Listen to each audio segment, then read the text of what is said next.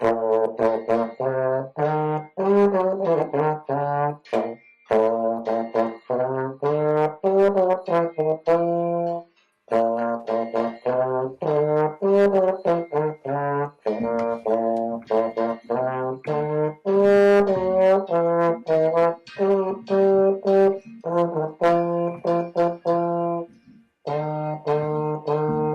John, how you doing? I'm doing well, Tyler. How are you? Doing well. I feel like I should turn up this music. Awesome. Cool. Well, um, good. I hope you had a good week. Yeah, and another exciting week. Ready for another exciting discussion. Awesome. I thought I would start out with a little message for our listening audience. I got this new Oh, cereal, Kellogg's Nutty Buddy cereal. It's delicious. So, are they going to send us some of that cheddar? you know, Some of that peanut butter cheddar? I thought if I advertise them at the beginning of the show, they probably just see us and think that they want to pick us up as one. I guess we picked them up as a sponsor, but they Mhm. so reach out to us and just give us money. Earn a little money on the side. So, so that's a cereal then, a Nutter Butter cereal. Yeah, does it Oh not my say cereal? gosh. Yeah, no, I see it now. I want Oh, to give them their due. I don't want to just Nutty Buddy. look at Nutty Actually, Buddy. in all sincerity, this is really good. The other one is the oatmeal cream pies. Remember Little Debbie oatmeal cream pies? They Oh had a yeah, cereal with that, and that was delicious. So really? if you work for Kellogg's or Little Debbie and are watching this, please send me some more of that oatmeal cream pie cereal and put some cash in there for my troubles. Yeah, Mormon history, and Little Debbie. It's a perfect combination, we think, and I believe our listeners will think the same. And it's just a win-win for both parties, for everyone, really. So, I we just we I'm sorry, I just realized I botched this. uh, We had a neighbor in my ward that worked for um, Nabisco, and he moved like a year ago. oh, I should have geez, done Oreos Tyler. because I love Oreos too, and there's a better chance he listens to this than anyone at Kellogg's or Little Debbie. So Yeah, if you want to that's send me Nabisco, I'm up for that too. I'll take any box of Oreos. Whatever you want to send me, reach hey, out to I got an idea. I got an idea. Let's just me. start over. Starting now. Like, can you cue the music again and we'll just start completely over? Yes, but here's the difference. I finished my box of Oreos and threw it in the trash, so it's in my dumpster right now because they were Well, so delicious. Yum yum yum. I don't have a box of Oreos to show you because I ate them all. here. Does this look like an Oreo? Oh yeah, Like at an the right inverse angle. Turn down Oreo? the light a little. Turn down the light. Turn it turn it down? So if you guys want a reverse Oreo with the cream on the outside, mm. Yeah. All right. So I digress. Oh, yeah. Oh, I can't say I would eat that, but I'm just wondering why you have a roll of toilet paper in your bed in your office there. Is that in I case you get too busy to actually to actually go to use the actual if you well, toilet? yeah, you can't we're live here and I can't just get up and go. When you're No, that's studying Michael disgusting. Quinn, you've got to really stick to it. You can't step away for 30 seconds. Exactly. No, that's disgusting. I have it because I couldn't find a tissue box, so I got toilet paper to blow my nose. The truth's never as good. I know, yeah, but I do like this idea of an Oreo, like with an Oreo rolling. Could be our motto. Roll, yeah, with an Oreo rolling, or I'm trying to think what else. What other kind of Maybe we should throw uh, it out there. yeah, You tell that's a good us. idea. You tell Yeah, us. Because listeners, do you prefer Little Debbie or Nabisco? and then get them to give us money. No, Yeah. I'm just kidding. In all sincerity, I am not at all in this for the money. So Of course, John, this is more your education. You put a lot of time into this. It's somewhat of a career path for you. For me, it's not at all, and I'm just I'm happy to be a part of this. So I'm definitely in it for the money. send us money. Speaking of money, should we talk about treasure? Oh, that's a great segue. I like Thank it. you. Almost as if we planned that.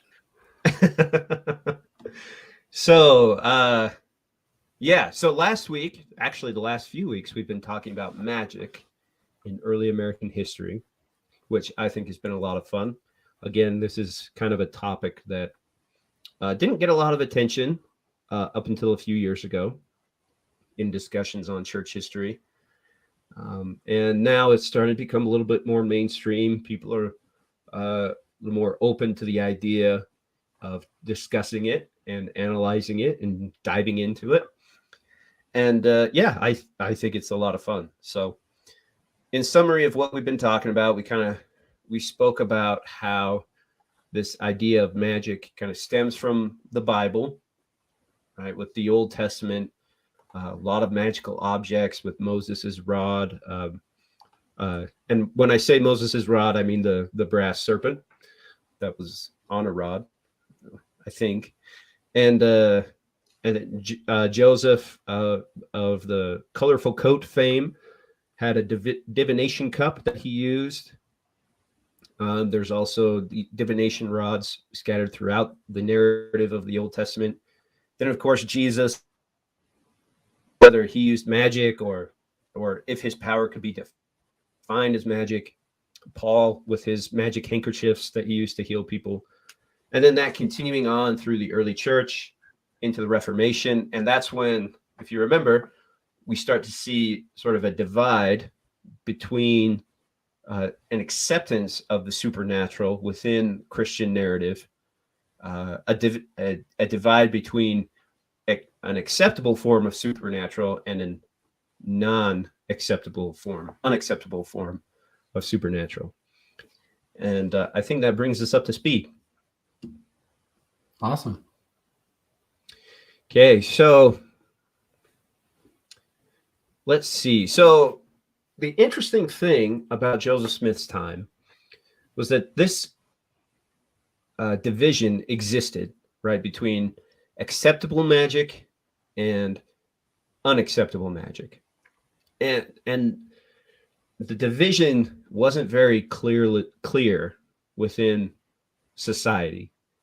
There was, for the most part, people in rural communities, farmers, people who are away from cities, they were more inclined to believe in magic and supernatural. But that doesn't mean that educated rich people weren't inclined to talk about it either or believe in it. In fact, you had these centers of learning like Oxford in England that would host conferences on the occult and supernatural and divination. Same with Harvard. They were hosting these things. And it was a legit area of study. It wasn't just like, let's talk about people who believe in this sort of thing. This was intelligent people who are educated coming together and discussing how magic works, alchemy, the zodiac, all these types of things. So the divide between acceptable magic and unacceptable magic wasn't that clear between who believed in it and who didn't. Does that make sense? Yes. It's it seems to me like they're still trying to figure it out. They're still trying to they know the things that happen that they don't expect to happen, and people are just trying to figure it out. And it's not now with the Enlightenment or post Enlightenment. I think they're starting to classify, in my mind, and tell me if I'm wrong. Sounds like they're trying to classify things a little differently than they had previously. Yeah, I think that's fair. And of course, you did have some people who just outright threw it out and said, people who believe in this kind of stuff are wackos and are insane, that sort of thing. But not totally, not completely, right? So In one of our previous episodes, we mentioned a man by the name of John Winthrop. Do you remember John Winthrop? No. It's okay if you don't. I don't. Need I remind you, John, I am a host, not a listener. So I do not. You mean you don't listen to these? I listen. I do listen. Well, it's a bad habit of mine.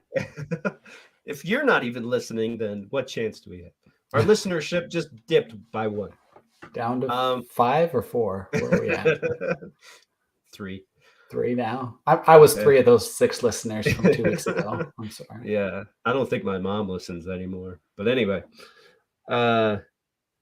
so John Winthrop, he was an early Puritan, came from England to the New World to sort of set up the Church of England the way that he thought it should be run. And when I say he, I mean the group that he was with. He wasn't like professing to be a religious leader, but he was with a group of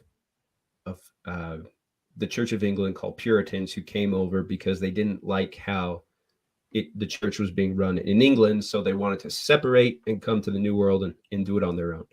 So John Winthrop, very smart guy, successful businessman. His son was an alchemist, someone who tried to turn metals into gold. Again, Harvard and Yale taught classes on this. John Locke, Isaac Newton, all wrote letters to each other about alchemy. Newton was really big into alchemy. He was into the science of how to turn things into gold, which is kind of mind blowing. I think, like, Isaac Newton is, sort of the father of astronomy and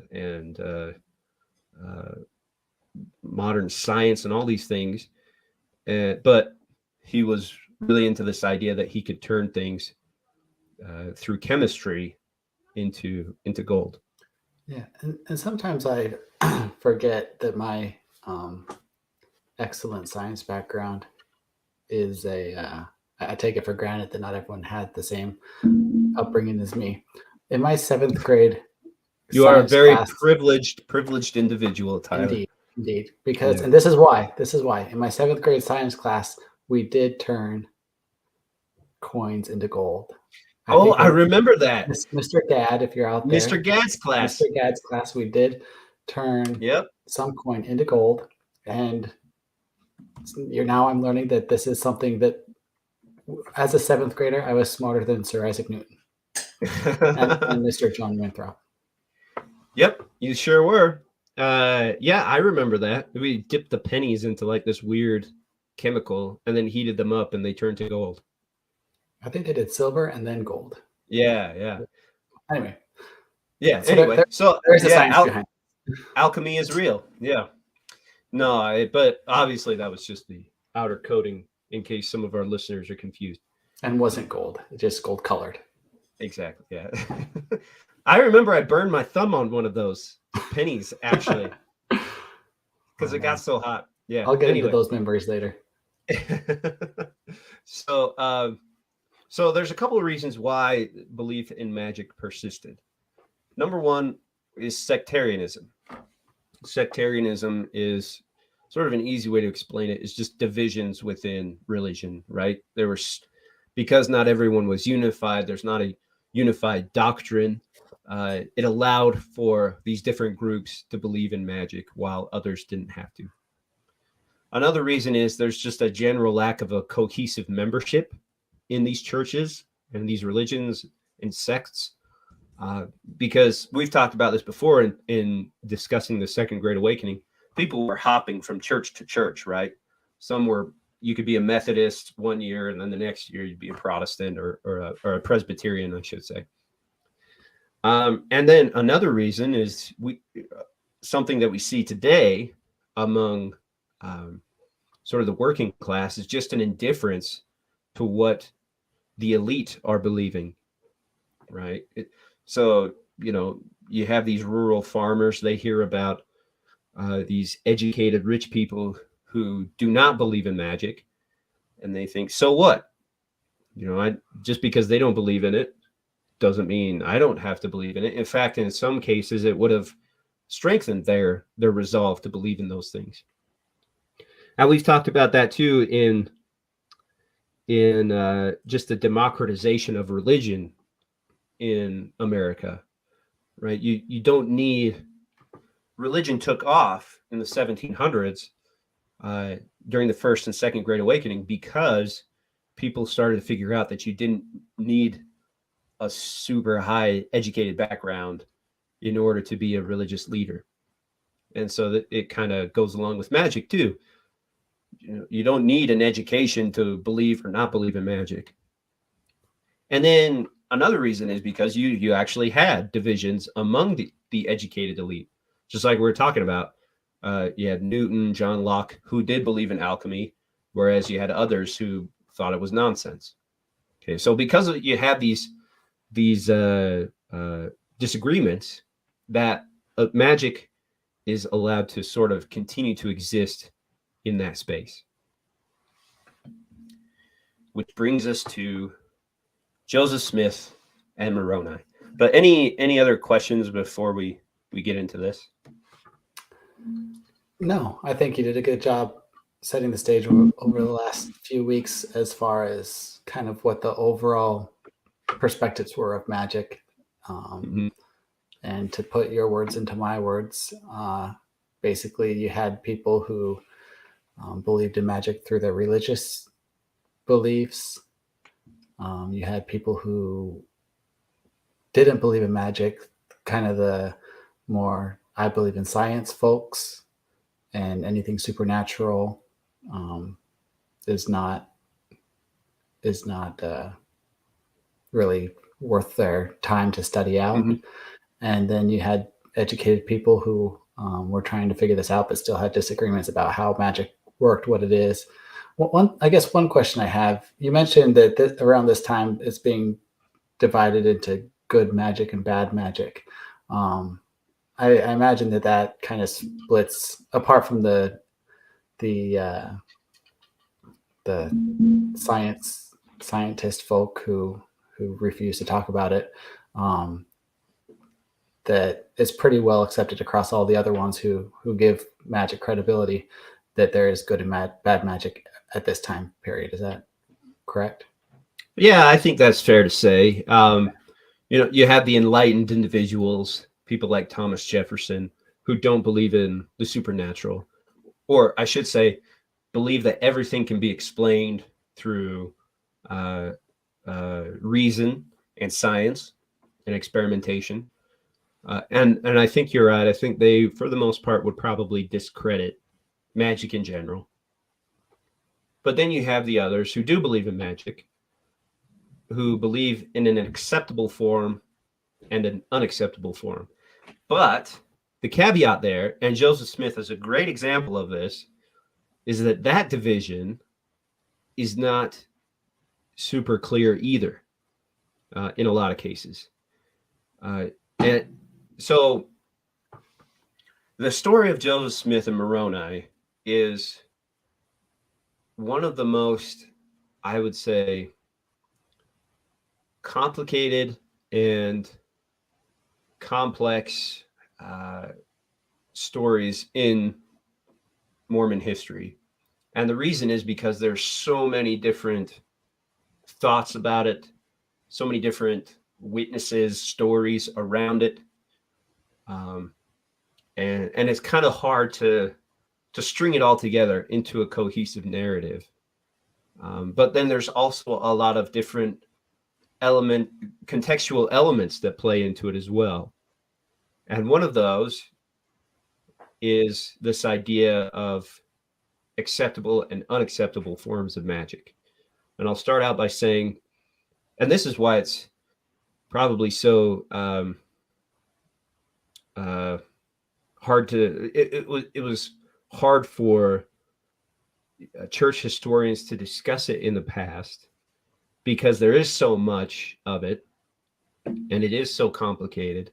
And some of it, I think, because of, general and societal perspectives and prejudices, are kind of taboo. They didn't really want to accept that maybe there were elements of this type of magic that these historians would have considered to be unacceptable in Joseph's life.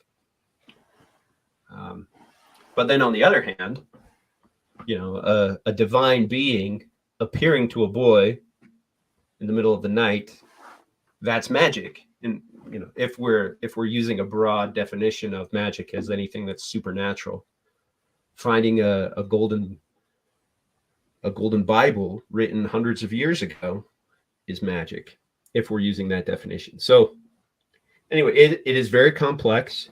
There were a lot of people that had a lot to say about it in Joseph's time, and there have been a lot of people who have had a lot to say about it since then.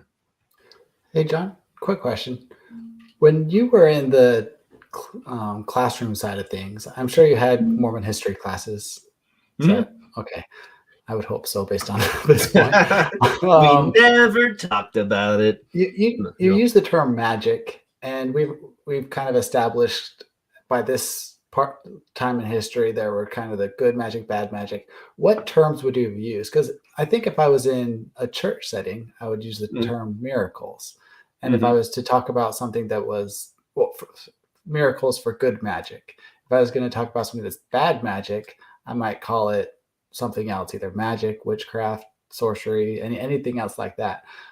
What terminology did you use in a classroom setting to discuss these different forms of supernatural things? Yeah, that's a fun question. It depended on the framework in which we were having the discussion. And I'll give you an example.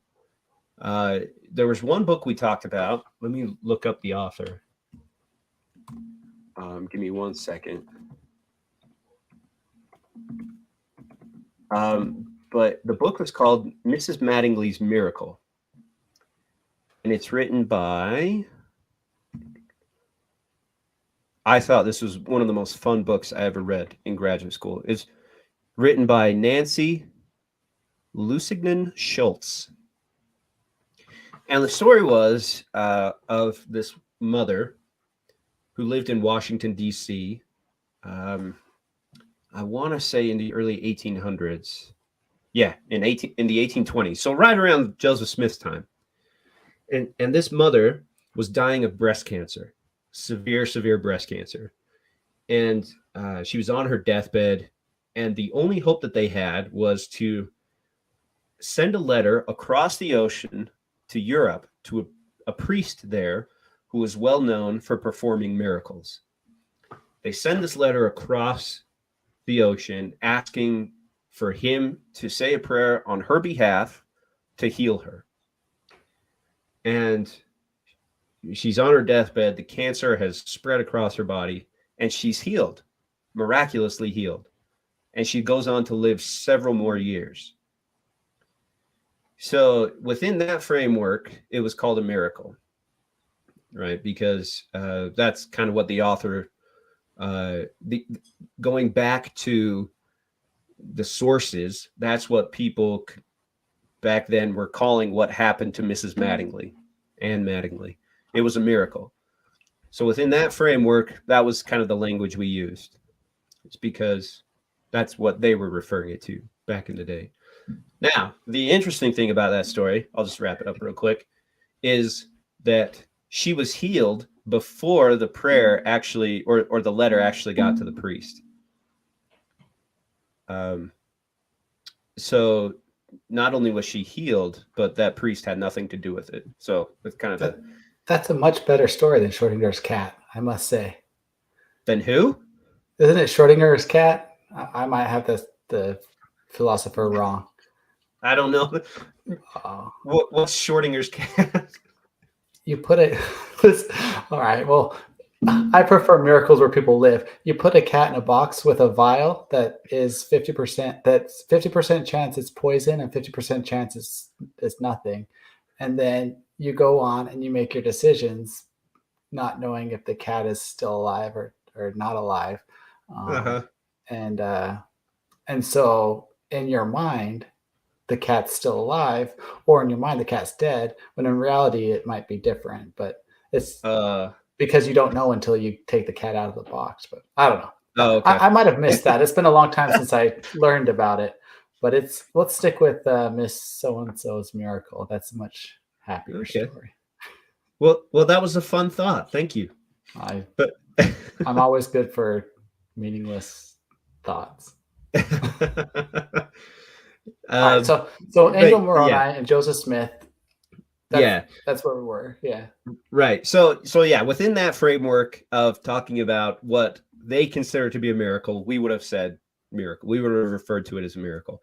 Just because, going back to a discussion that we've had a couple times now, it's not so much important if we believe that or not, right? Whether I believe what happened to Mrs. Mattingly really happened or not, it doesn't matter. What matters to the historian is how people perceived it at the time, and they perceived it as a miracle. So that's kind of that's the language that we would use in general. Okay. Now, on the other hand, another example would be like Michael Quinn's book, Early Mormonism in the Magical World. Again, that's magic would have been sort of how people at the time would have explained what happened to Joseph Smith, his experiences, because there's magic. But again, now segueing back into this, for some people in Palmyra, living around Joseph Smith, some of his contemporaries, they would have considered what he was doing to be unacceptable. For example, we talked last week about the court case that he was in. He was charged with being a disorderly person. Treasure seeking was not acceptable to Stowell's family. Another example was Emma Hale's father, who made Joseph promise that he would stop treasure seeking in order to marry his daughter. Okay. But then on the other hand, Joseph Sr. was a big-time treasure hunter. Stowell, same thing. Martin Harris was a bit of a treasure seeker. So, but they all consider themselves to be Christian in some form or another. So that division between unacceptable and acceptable, it's not so clear cut among different rankings of society, if that makes sense. Yeah, I'm trying to put the pieces together. So by acceptable and unacceptable, Angel Moroni visiting a boy and showing him where gold plates are to be translated. And I don't think most members typically associate that with treasure digging. Are you connecting the lines that this is a treasure that he found with the help of an angel, and that's why the dots are being connected? Or could you help me connect those dots a bit? Yeah, absolutely. That's a great segue. So the narrative that we normally understand that's told nowadays among church members is that a divine being was sent from God to show Joseph Smith where to find a sacred record of Jesus Christ. Would you agree? That's kind of how it's portrayed nowadays. And maybe that's why I have the question. Yeah. So back then, it wasn't so clear cut. The narrative, or not the narrative, but the framework around it has sort of shifted. Back then, the story would have fit within the frame of magic more than, well, that's not even a good definition. It would have fit within the frame of treasure seeking, because treasure seeking was an act of magic. So I'll give you some examples. There are a lot of connections between Moroni's appearance and magic folklore. So Joseph Smith's family had a lot of sort of magic objects, including parchments, medallions, his seer stone, that sort of thing. They knew about sort of what we would call incantations, summoning beings from another realm to show them the way, to guide them for whatever reason, whether it be to treasure or to water, or even just in a decision that they needed to make. For us, we would look at that and we would say, that's not religious. That's something else, maybe even black magic. But for Joseph Smith and his family, it was all kind of the same. It's like, yeah, we're summoning these beings who are part of God's world, right? So I'll give you some more examples. So, there's lots of publications at the time in the early 1820s that gave instructions on how to conjure a spirit, either to guide them to treasure, a good farmland, water, what have you. And Joseph's experience matches up with these instructions in a lot of ways. Now, I got to be clear here. There's not solid evidence that says Joseph was reading these books or parchments or whatever on the occult. But there are some pretty strong connections that aren't, but they're just not concrete. So, for example, some of these connections are on a full moon. A full moon is the best time to go look for treasure. The equinox, the fall equinox, is a good time to look for treasure. There was a lot of folklore back in the day that said the Lord's Day. This is a great example. The Lord's Day. In fact, let me see if I can find the exact quote. Oh, well, it doesn't matter. But there was one publication that said the Lord's Day or Sunday is the perfect time to summon a being from another realm or heaven or what have you. And the interesting thing is that Joseph's experience with Moroni checks all of those boxes.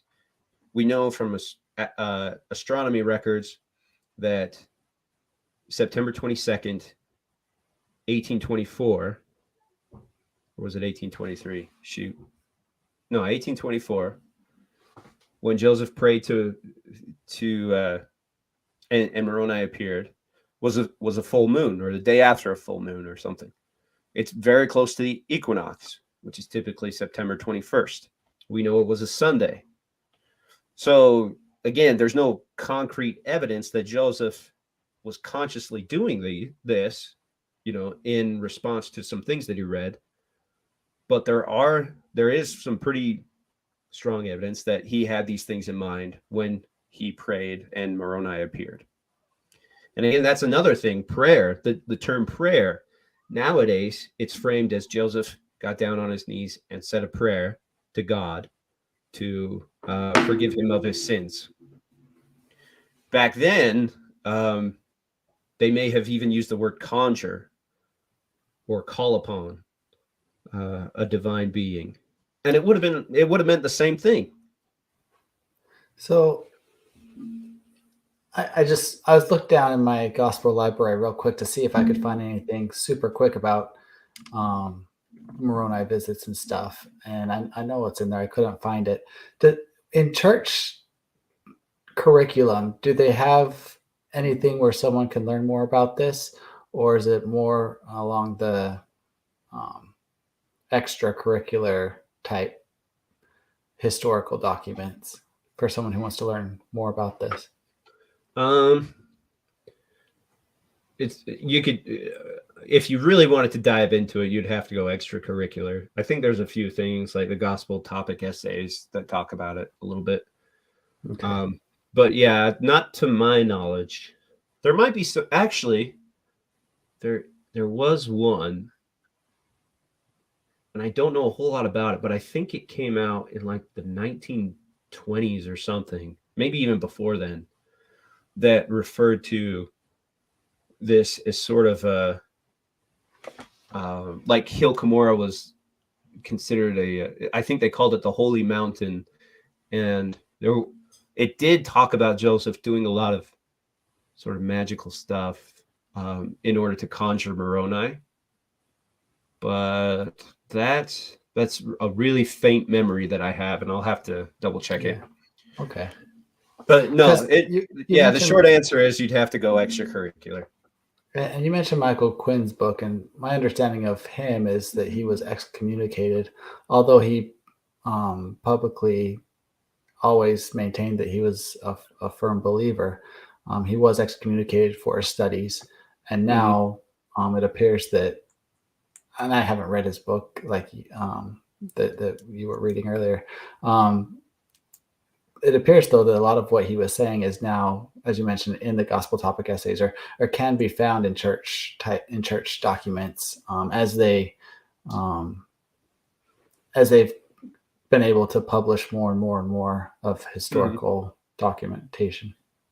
Yeah, that's an interesting point, and I think it's worth a bit of an aside here.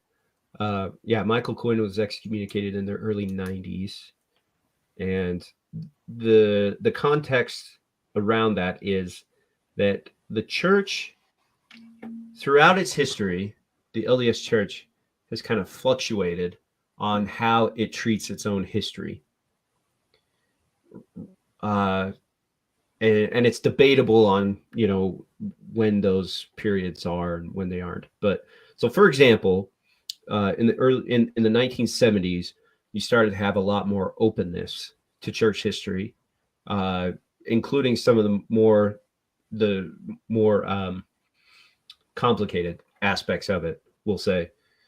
And then in the early 90s, right around the time when Quinn was excommunicated, you see what a lot of scholars call a retrenchment, where they sort of retreat back into a narrative that they would have considered to be safe. And Michael Quinn was kind of pushing that boundary, right? And I would argue that if Quinn had come out with this book, 5-10 years ago, he probably wouldn't have been excommunicated. That's just me speculating. Right. I don't really know.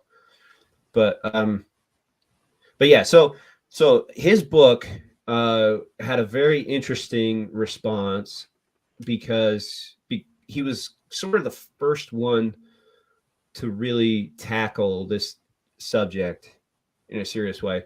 And a lot of apologetics thought that he was really reaching. His evidence wasn't too concrete, and there's some credibility there.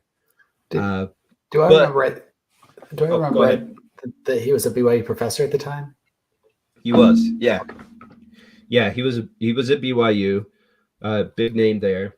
And he wasn't the only one excommunicated. Weren't there several others? Yeah.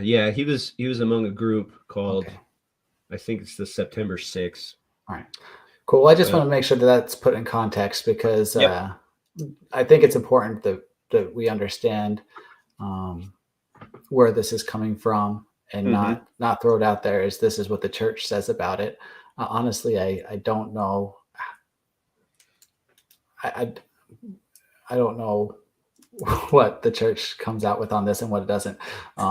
Just based on me not digging into it personally. So I think it is. I appreciate you kind of setting that up for us. So that's a good point. And I'll just add too that the Quinn's, there may have been issues with his history, but it was important because it brought these kinds of things into the mainstream and it got people thinking about it. So that's why Quinn's book was important, I would say. More so, like the content was important, but it was especially important because he opened up the discussion.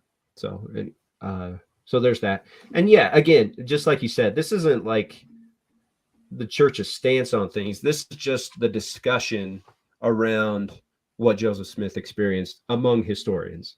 Right. Which from the beginning, that's kind of our point is exactly we're presenting the scholarly perspective, how you might describe it in your classroom. So exactly. Yeah. And again, I don't want to say Joseph pulled out all these charts and parchments on magic and said, okay, I'm going to do this ritual on the night of the equinox, on a full moon, on a Sunday, so that I can conjure up a divine being. I'm not saying that's what he set out to do specifically, but there are a lot of similarities there. Because the church narrative is that the Angel Moroni visited him, and you're saying that just happened to fall on these magical dates. Exactly. Okay. Yeah. And the important thing to remember is that we may look at that and say, oh my gosh, Joseph Smith was doing these things he was conjuring the occult to bring in Moroni, and to us that's kind of shocking. But back then, to Joseph Smith, if that's what he did, and his family and others around the Palmyra area, that wouldn't have been that unusual. There were lots of stories of people doing that kind of thing. So again, it doesn't matter if we believe it or not. It just matters what people at the time believed and what they were saying. So Gotcha. anyway, so and there was pretty strong evidence that Joseph had access to a lot of these types of writings. He may have known about the effectiveness of conjuring spirits on a full moon and searching for treasure on a Sunday, that sort of thing. So and another thing too about this is that years later in the 1830s, Oliver Cowdery wrote that Joseph did set out to pray that night to commune with a kind of messenger. And I think that that's kind of written into Joseph Smith history, where it says he knelt down to pray in order to have some kind of manifestation with as to what his status was with God. Right. So I think it's pretty clear his intention was to have some kind of supernatural experience.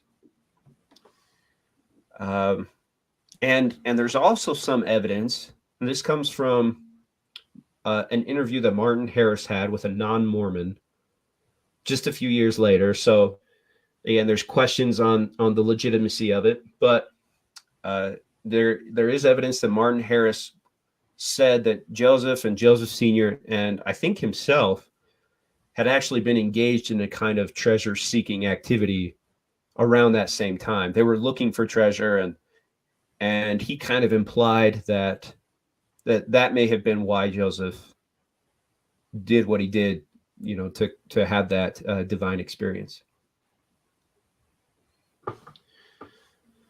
Any questions, comments, concerns, jokes? Okay. None that passed through my filter. Okay. So we know at the time, Joseph will say praise, and Moroni appears, and we'll call it a divine being, because the interesting thing about that is that Joseph actually didn't, that we know of, assign a name to this divine being until much later in the 1830s. For many years, it was just, as far as we know, he just referred to this being as an angel. And there's kind of some interesting ideas around that, whether, an angel at this moment in time would have been considered a spiritual being, or if a character like this could have been considered an angel, that sort of thing. So I'll give you an outside non-Mormon example.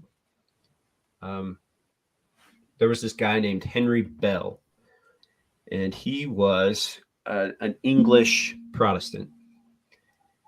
And he told the story about how he had come in possession of one of Martin Luther's writings, some of Martin Luther's writings.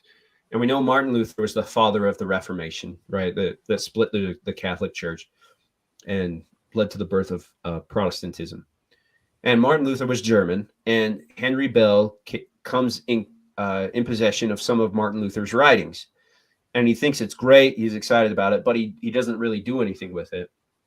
And according to him, one night he's in bed around, I think he said it was 1:00 in the morning.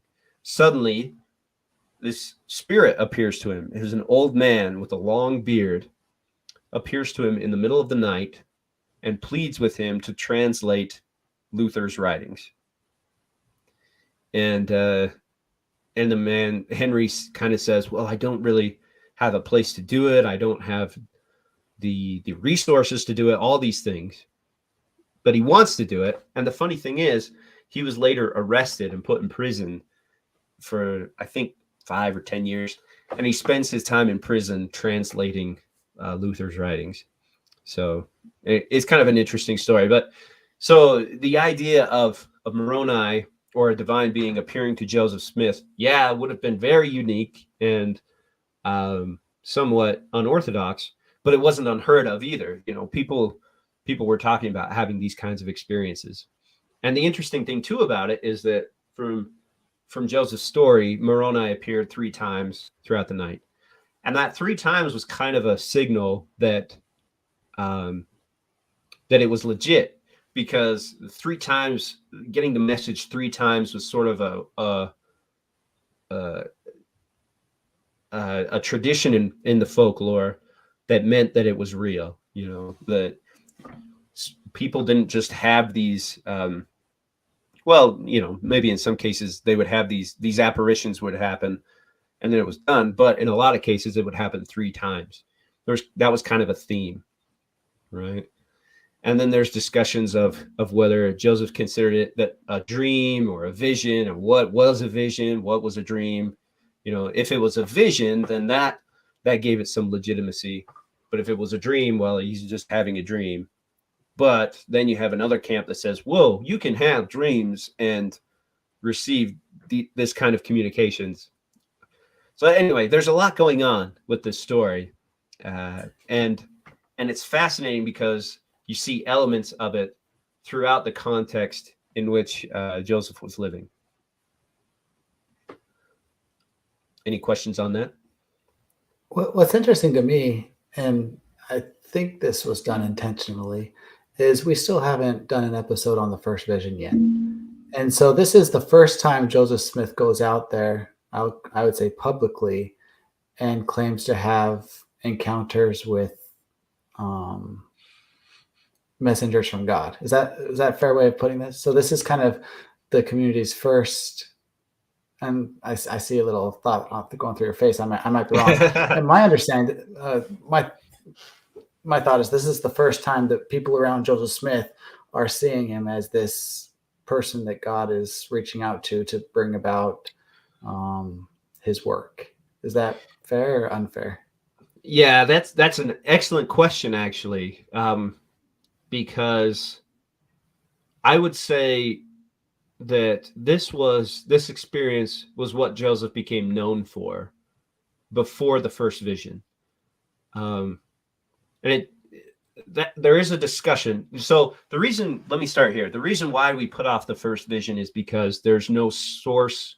The sources that really dive into it don't come until after. They weren't created they were created after the sources on Moroni were created, if that makes sense. Right. So yeah, there's of course evidence that Joseph talked to people about the first vision. But Joseph did have sort of a reputation by this point of being somewhat of a young man with a gift for sensing or interacting with the supernatural. And I think that probably came from stories around his first vision. But the point is that the real sources of the first vision didn't come until after the sources on Moroni. And we wanted to formulate or format our podcast in that order. So there are places where you can find that it was talked about. There just aren't any accounts of what actually happened until the 1838, the 1842-ish time frame. Yeah, I think that's fair. I mean, there's things you can infer. There's stories that the Smiths experienced some abuses from the community, and so you can infer from that yeah, there may have been some rumors going around that he had some kind of supernatural experience. But yeah, again, there's nothing solid. Gotcha. Until later. Yeah.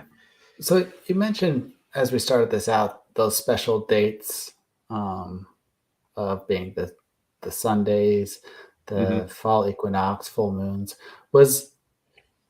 Joseph was commanded to go back to the hill Cumorah every year. And you said something about the fall equinox. Did you say that was on the fall equinox, around the fall equinox when that happened? Yeah, so the fall equinox, I'm pretty sure it's September 21st, isn't it? That sounds right to me. Or it's around that time. Yeah, like for this year, it's going to be September 23rd. Okay. So yeah, every year he would go back at that time, and that's how the story goes. So Okay. Cool. yeah, and I think I misspoke earlier. I think I said that Moroni appeared in 1824, but it was 1823. So just You're gonna have yeah. to. Well, I'm not going back to edit that. So Um, I hope no one cuts off and I loses think confidence in you. we just At this lost all point. credibility. Yeah. Yeah, credibility's out the window. Sorry. Anyway, I think I lost him with the delicious Kellogg's Nutty Buddies cereal. no way. That brought in way more listeners. All right, so I'll just end with sort of a little bit more context around these types of experiences in Palmyra, because the other element to this is actually finding the plates. Now, Hill Cumorah obviously wasn't called Hill Cumorah at the time. It actually took on the name Mormon Hill a little while after the church was established. But anyway, this hill had kind of a reputation for holding treasure. There were some people have said that Joseph Sr. would actually go out and kind of dig around the hill to look for treasure there. But yeah, so treasure digging around Palmyra wasn't that unique. And there's kind of a fun story of Joseph and his family actually finding a treasure box. And they find this box, they dig it up, and they pick up the box, and it immediately gets taken from their hands and sucked back into the ground. And from there, they can't really move it. So they take a crowbar to try and open it, and they end up chipping off a piece of the lid. And so Joseph would take this piece of wood around. He didn't really broadcast it around, but when people would ask him about sort of his experience, he would pull out this piece of wood and say, "This is from a treasure box that we found." And the reason why this story is interesting is because it's a good example of how treasure seeking worked at that time. A lot of times, when it came to treasure, there would be a sort of a mystical spell around it, and you had to break that spell or get through it somehow. And then another level of security on top of that would have been a supernatural being that would have protected it. And a lot of times this being would have been someone who had been murdered protecting it, or the object would have been theirs and they were murdered around it. And so that's another box that the Moroni story checks in terms of treasure folklore, is that people who have read the Book of Mormon know that the plates, Moroni had them, he hides them, and then he dies. Could I ask you one question about that? And it's the one I was going to ask last week, and I'm glad you brought that up because it just reminded me. Is it true that Joseph used these? Well, I don't know. Maybe I'll just get to the point. Is it true that Joseph sacrificed animals as part of his treasure digging days? Not the gold plates in Angel Moroni, but prior to that. Is there any evidence of that, or is that more just hearsay? I would fall in the camp of hearsay, and here's why. There was a story that Joseph, in one of his treasure seeking adventures, I guess, he knew where the treasure was, but there was sort of a spell around it. And in order to lift the spell, they had to perform a kind of sacrifice. And so Joseph told the people he was with, "We need to find a dog and we need to sacrifice it." So that story comes from a secondhand witness in the 1870s.